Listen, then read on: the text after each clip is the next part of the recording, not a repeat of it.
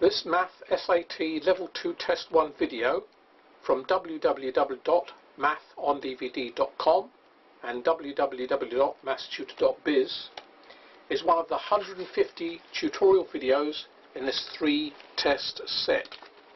The set also has 3 DVDs, 1 DVD for each test, and each DVD lasts almost 2 hours. Also included are the tests themselves. 3 tests, each test with 50 questions. It is hoped that the student will work through these before they watch the videos. More details and more free videos can be found at mathondvd.com or mathstutor.biz.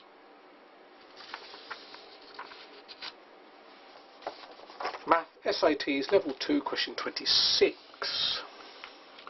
We're given this equation and we're told x is measured in radians, and we've got to find out what the value of x is. So we need to manipulate this equation somehow or other. So I'm going to go for appreciating that tan of x is sine of x over cosine of x and see where this gets me. Multiply both sides by the cosine of x, which will give me cosine of x squared over that side, which we write like that.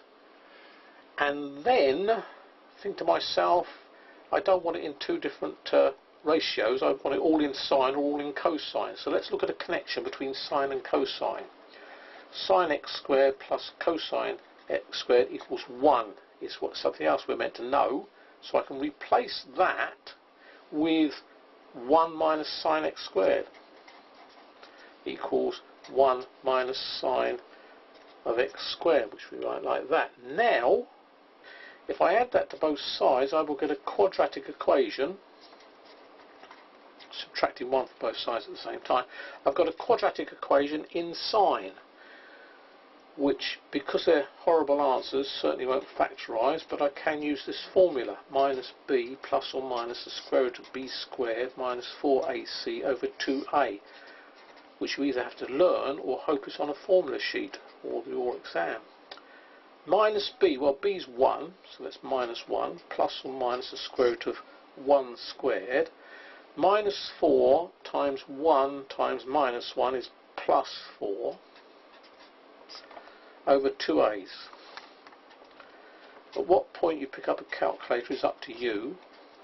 I tend to pick it up at this stage now.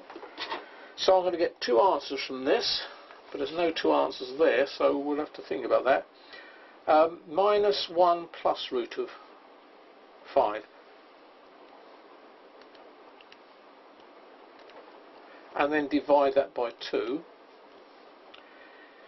So that is the sine of x, so that will actually give me sine of x equals that.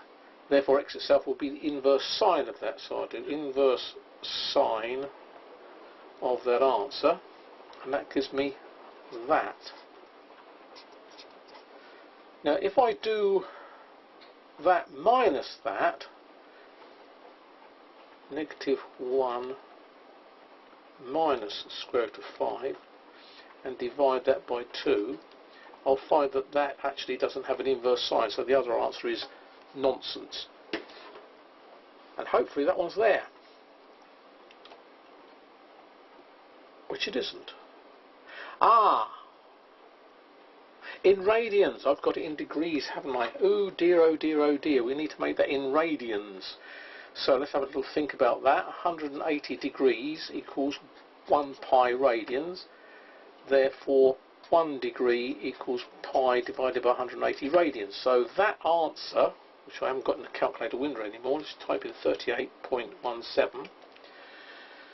I need to multiply that by pi and divide it by 180. If I'd have worked in radians, I'd have got it quicker, wouldn't I? So it's this in radians, 0.666 in radians. So is that there? Good, it's that one there, 0.67. Answer to question 26 is A. Visit mathondvd.com to find out about all my math DVDs.